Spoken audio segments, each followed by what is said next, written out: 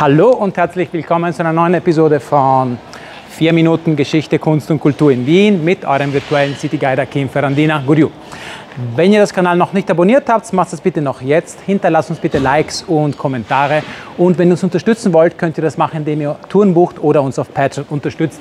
Dazu hinterlasse ich euch alle Informationen in der Beschreibung und im ersten Kommentar. Sodala. Heute geht es um das Heranwachsen des Habsburgischen Imperiums bis zum 16. Jahrhundert. Eine Art Revue passierender Folgen, die wir bisher gedreht haben über die Habsburger. 13. Jahrhundert, 9. Episode, Rudolf I. von Habsburg. Der erste Habsburger, der zum König der Deutschen gewählt worden ist, kommt aus der Schweiz, aus dem Kanton Aargau hierher. So kommt Oberösterreich, große Teile davon, Niederösterreich, welches damals auch noch Wien mit einschließte. Wien war lange Zeit ein Teil von Niederösterreich und die Steiermark. Dann haben wir über einen gewissen Herrn Johann Parricida gesprochen, der Königsmörder. Naja, mehr als einen König umzubringen hat er nicht gebracht. Aber später, im 14. Jahrhundert, kommt auch noch Kärnten sowie auch Slowenien dazu.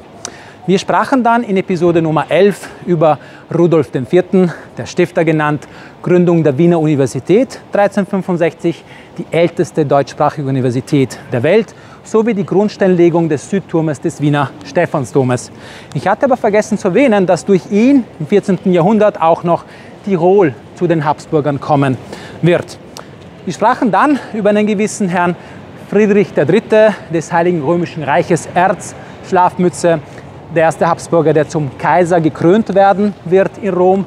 Und der schafft es durch Geduld und indem er all seine Widersacher überlebt, diese Länder irgendwie zusammenzuhalten, sodass das Ganze weitergehen kann. Dann kommt sein Sohn, Maximilian I., der letzte Ritter.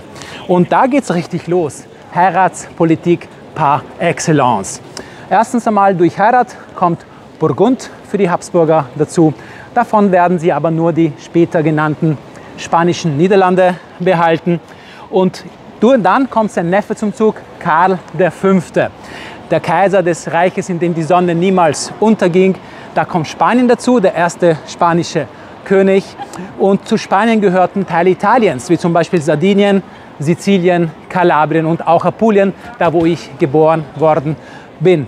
In Apulien gibt es auch noch das Schloss des Karls V. in Lecce. Da hört es aber nicht auf. Ich habe mehrmals die Jahreszahl 1492 erwähnt, die Entdeckung Amerikas. Und so kommen auch zu den Habsburgern eben durch Karl V. die Länder von Südamerika dazu, die Spanisch sprechenden. Ihr kennt auch noch die Philippinen, da macht man auch gerne Urlaub. Der Name Philippinen kommt von Philipp II., der König von Spanien, Philipp II. Von Spanien. Und nach ihm sind diese Philippinen benannt. Und später, Anfang des 16. Jahrhunderts, kommen auch noch Böhmen und Ungarn dazu. Das war die größte Ausdehnung des Imperiums der Habsburger, wurde aber zweigeteilt.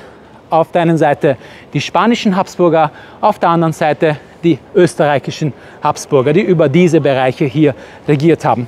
Warum drehen wir diese Folge hier? Es geht um Länder, es geht um die Ausdehnung dieser Länder, um Karten eventuell. Hier ist das Globenmuseum. Das ist das einzige öffentlich zugängliche Globenmuseum der Welt. Haben wir hier in Wien, kann man noch gerne besuchen.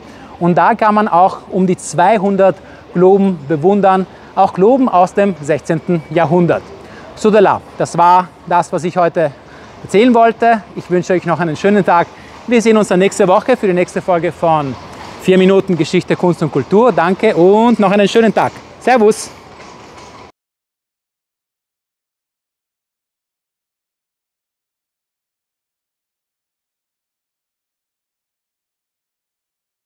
Ein bisschen zusammenzufassen, 13. Jahrhundert und wir Zusammenfassung,